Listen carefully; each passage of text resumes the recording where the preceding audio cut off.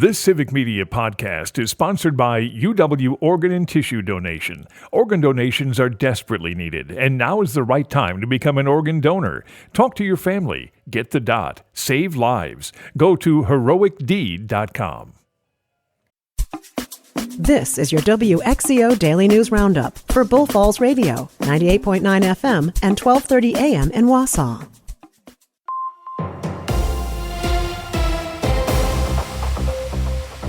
For WXCO News, I'm Brittany Merlot. Governor Tony Evers announced yesterday that he signed an executive order declaring an energy emergency in the state of Wisconsin. Winter weather around the region is to blame, as it's impacting the distribution of residential heating fuel, including heating oil and propane in the state.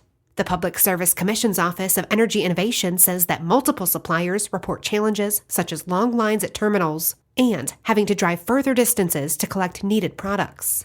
This executive order, number 253, will allow suppliers to get caught up from winter weather-related delays. Speaking of, the law of the month is safe winter driving. Snow, sleet, and ice all make it harder to control and stop our vehicles. From October 2023 to May 2024, winter weather contributed to more than 11,000 crashes in Wisconsin, resulting in 9 fatalities and over 2,000 injuries. Give snowplows space to work. Those drivers work long hours to clear nearly 115,000 miles of roads across Wisconsin, and the State Patrol recommends clear snow and ice from your vehicle windows, lights, roof, and hood. And snow means slow. Allow extra travel time, following distance, and reduce your speed. Avoid sudden braking and steering, and don't be overconfident with 4-wheel or all-wheel drive. And always avoid using cruise control in winter weather conditions. It's a friendly reminder because we haven't seen much of it. In fact, it's been 650 days since anyone has heard the roar of snowmobiles on Wisconsin Northwoods trails. And as you might expect, the lack of snowfall is hurting the area businesses once again. After a non-existent snowmobile season last year, the Vilas County Snowmobile Alliance says that there is enough snow around most of the county for a base for trails, but it still isn't enough to open them yet. So if they pick up another half foot this weekend, which is possible, they can groom and go.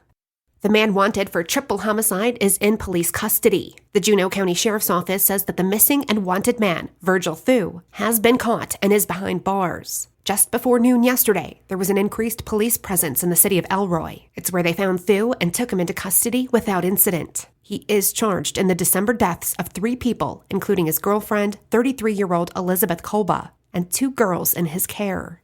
And it's been a problem educators have been warning about. Now, a state agency is adding some data. Stuart J. Waddles has more. A recent study by the Wisconsin Department of Administration projects a decline of nearly 200,000 Wisconsin residents by 2050. The report attributes the decrease in declining birth rates and the aging of the baby boom generation. While some counties like Dane are expected to grow, others, particularly in the northern part of the state, could see population declines of 15% or more. That could potentially add on to workforce shortages and create problems for those setting school budgets. And Wisconsin-based Kohl's is set to close some of their stores, with 27 underperforming locations impacted by the decision. The closures are scheduled to happen by April, and none of the affected stores are located in Wisconsin or Minnesota. And the Wisconsin Department of Natural Resources is reporting an increase in gray wolf depredations on livestock in 2024. According to DNR data, 2024 saw 84 cases of confirmed or probable wolf depredations on livestock, up from 69 in 2023 and 49 in 2022. DNR officials also reported an increase in the number of wolf harassment complaints from residents. Managing the gray wolf population in the state has become a controversial topic, with lawmakers at odds over whether there should be a set wolf population goal or not. I'm Brittany Merlot for WXCO. Is Jordan Love ready? Hi, I'm Mike Clemens with sports. The Packers face the Eagles Sunday in the wild card playoffs. Quarterback Jordan Love dealing with an elbow injury suffered during the Bears game that left his throwing hand numb for a few days. It's still bothering him throwing in practice. Yeah, it's more my elbow, covering that. Soreness?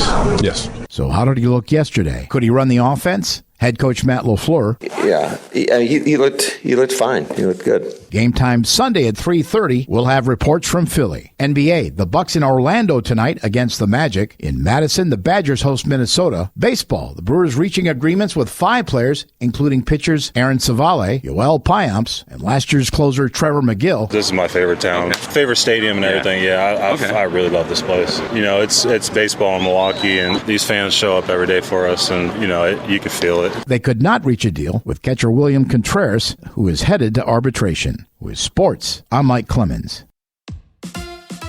On your entertainment beat, I'm Pete Schwaba. On the heels of the Golden Globe Awards last weekend, the Screen Actors Guild has announced its nominees for acting in movies and TV. Focusing on the TV side, Shogun led the way with 5 nominations, including Best Acting Ensemble, as well as individual acting awards for cast. Joining Shogun in the nominations for Best Cast Ensemble in a drama series are The Day of the Jackal, Slow Horses, and The Diplomat. Best Ensemble Cast in a comedy series included Hacks, The Bear, Abbott Elementary, Only Murders in the Building, and Shrinking. Something it might be worth noting, this is the year of the comeback, as actresses like Jodie Foster, Pamela Anderson, Jamie Lee Curtis, and Demi Moore all received nods for their acting talents across TV and film platforms. The Screen Actors Guild Awards air February 23rd on Netflix.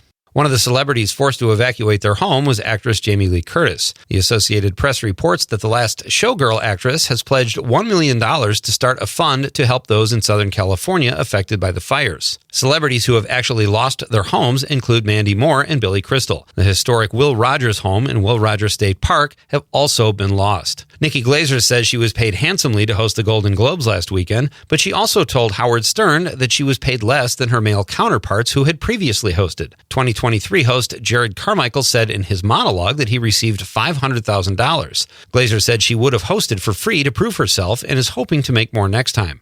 Nikki Glaser was the first woman to host the Golden Globes solo. Due to the LA wildfires and the devastation they've brought, actress Jean Smart says award shows should be tabled. The 2-time Golden Globe winner and star of Hacks says award shows should not be televised and that all the revenue that the telecasts would have brought in should be donated to fire victims. Smart said going forward with the shows is a bad look for the entertainment industry. Keeping with the theme, the Oscars seem to be getting the message. According to Variety, the Academy of Motion Picture Arts and Sciences says voting will be delayed for this year's awards. Voting for the various categories started January 8th, and the new deadline will be January 14th instead of January 12th. As a result, they will push the announcement of nominations back 2 days as well to January 19th. Still way too early just to see how the fires will continue to affect everyone in Southern California. For more showbiz fun, tune in to Nightlight with me, Pete Schwaba, weeknights from 6 to 8 p.m. on the Civic Media Radio Network.